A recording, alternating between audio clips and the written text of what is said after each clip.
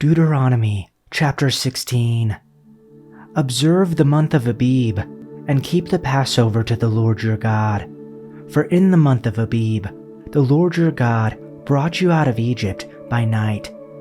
And you shall offer the Passover sacrifice to the Lord your God, from the flock or the herd, at the place that the Lord will choose, to make his name dwell there.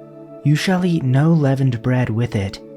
7 days you shall eat it with unleavened bread, the bread of affliction, for you came out of the land of Egypt in haste, that all the days of your life you may remember the day when you came out of the land of Egypt.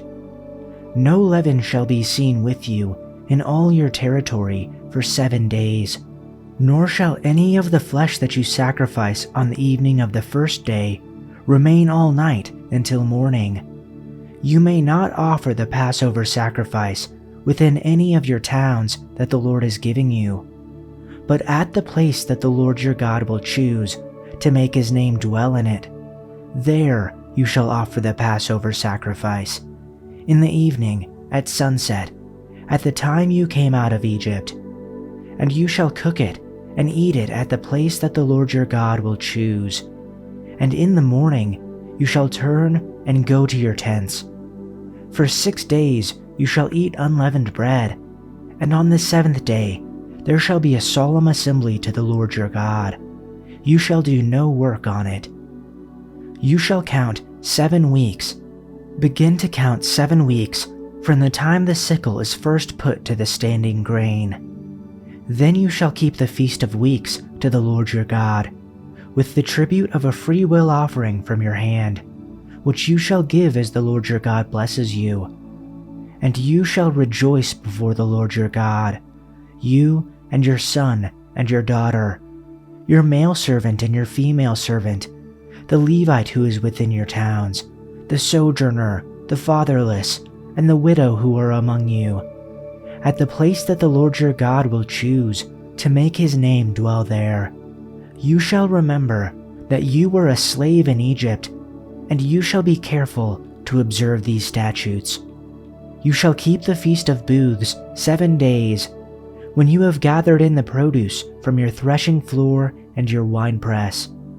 Be joyful at your festival, you, your sons and daughters, your male and female servants, and the Levites, the foreigners, the fatherless, and the widows who live in your towns. For 7 days, celebrate the festival to the Lord your God at the place the Lord will choose. For the Lord your God will bless you in all your harvest and in all the work of your hands, and your joy will be complete. 3 times a year, all your men must appear before the Lord your God at the place he will choose, at the festival of unleavened bread, the festival of weeks, and the festival of tabernacles. No one should appear before the Lord empty-handed. Each of you must bring a gift in proportion to the way the Lord your God has blessed you. Appoint judges and officials for each of your tribes in every town the Lord your God is giving you, and they shall judge the people fairly. Do not pervert justice or show partiality. Do not accept a bribe, for a bribe blinds the eyes of the wise and twists the words of the innocent. Follow justice and justice alone, so that you may live and possess the land the Lord your God is giving you. Do not set up any wooden Asherah pole beside the altar you build to the Lord your God, and do not erect a sacred stone, for these the Lord your God hates. Chapter 17. Do not sacrifice to the Lord your God an ox or a sheep that has any defect or flaw in it, for that would be detestable to him. If a man or woman living among you in one of the towns the Lord gives you is found doing evil in the eyes of the Lord your God, in violation of his covenant, and contrary to my command has worshipped other gods, bowing down to them, or to the sun, or the moon, or the stars in the sky, and this has been brought to your attention, then you must investigate it thoroughly.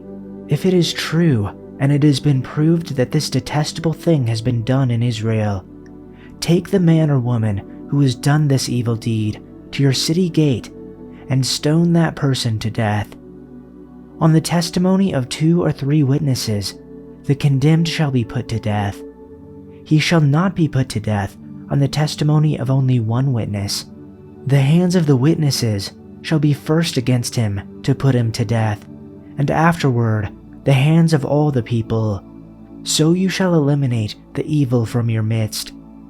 If a case is too difficult for you to decide, between one kind of homicide or another, between one kind of lawsuit or another, and between one kind of assault or another, that are cases of dispute in your courts, then you shall arise and go up to the place which the Lord your God chooses.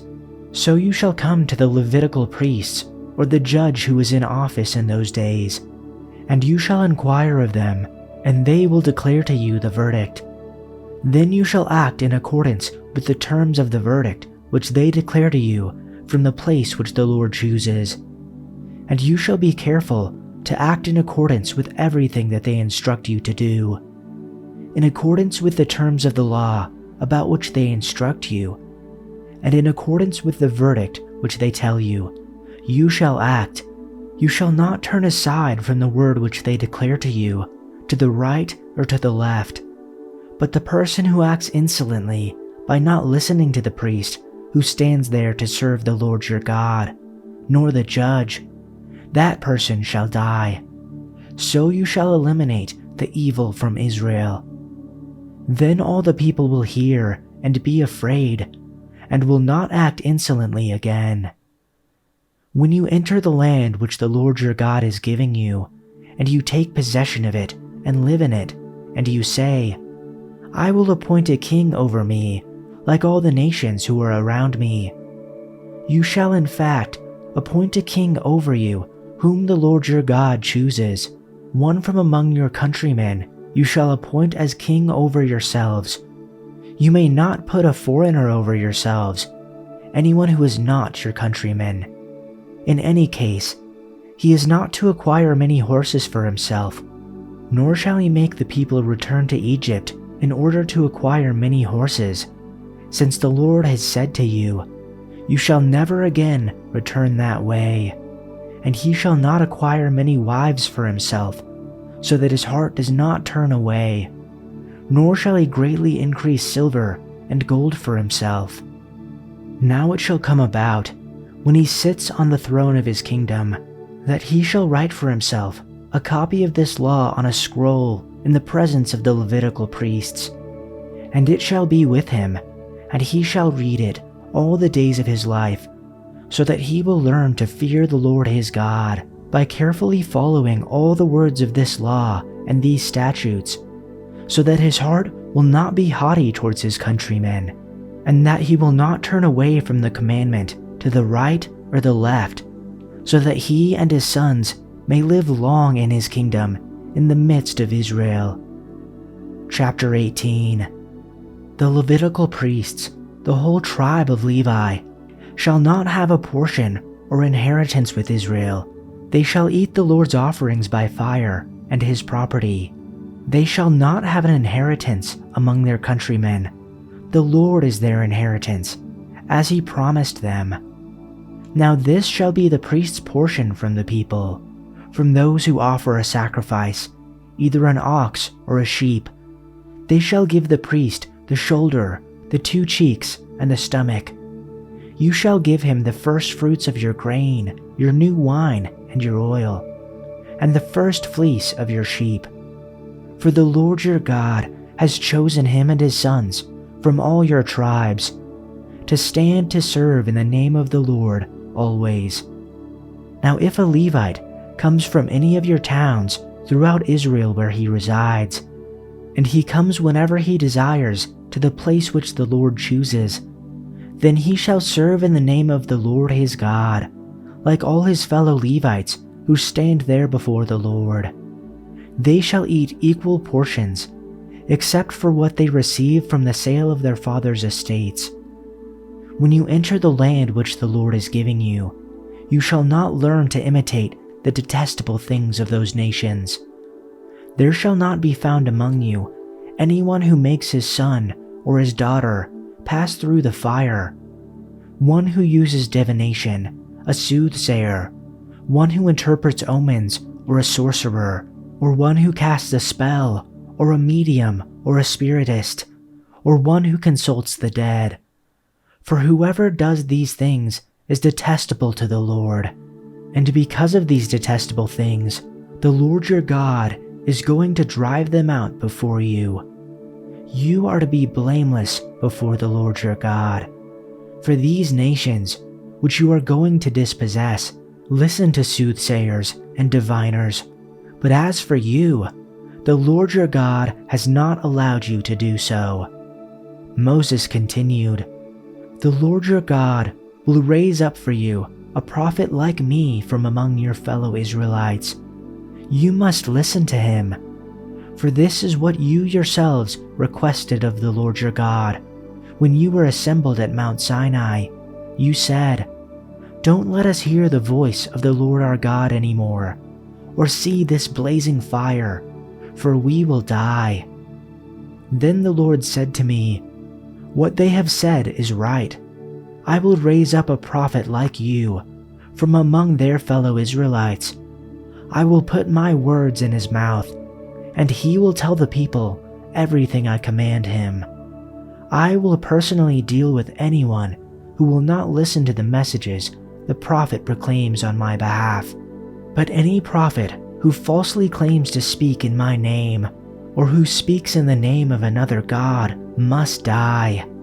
But you may wonder, how will we know whether or not a prophecy is from the Lord? If the prophet speaks in the Lord's name, but his prediction does not happen or come true, you will know that the Lord did not give that message. That prophet has spoken without my authority and need not be feared."